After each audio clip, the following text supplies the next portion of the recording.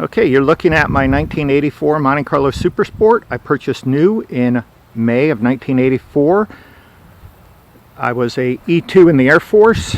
The cost of this monthly was $282.42, which for an E2 in the Air Force in '84 was over half my paycheck.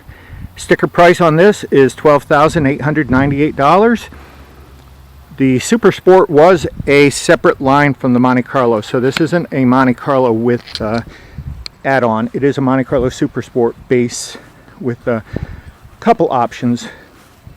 For the video, I did, for nostalgic reasons, stick the Davidson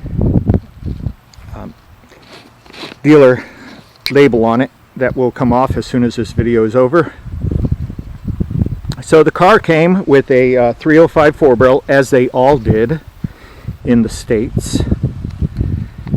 The 305 lasted about 20,000 miles through a rod, so I upgraded to a 327 that I pulled out of a Corvette. And then I wanted more since I was drag racing a lot, so I put a 454 in it. I will show you that in a minute so you can listen to it. 454 was originally an LS5 motor, high compression, leaded gas. I decided that was not the way to go. So I put a 454 crate motor in this out of a SS 454 truck. So let's go ahead and fire this up. The car does have 123,000 miles on it.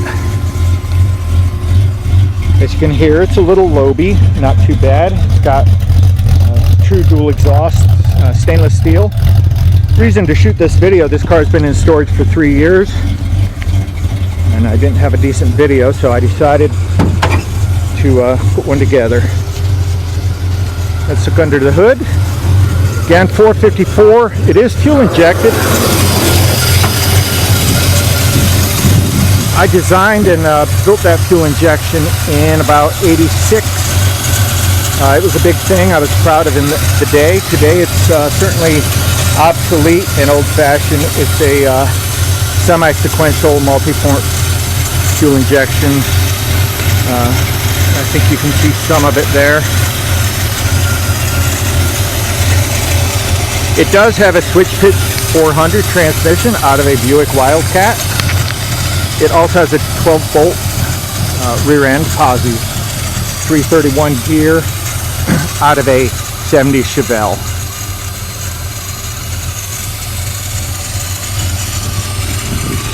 Go ahead and shut that off, show you the trunk, because there are some other mods I have to this. Bear with me.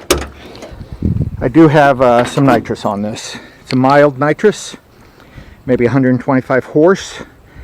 I've got the battery in the trunk also, and that is the fuel tank for the nitrous. Gives it maybe an extra second in the quarter mile. Again, this is 1984. It's in a medium dark royal blue, which is one of the two factory colors in '83 and '84.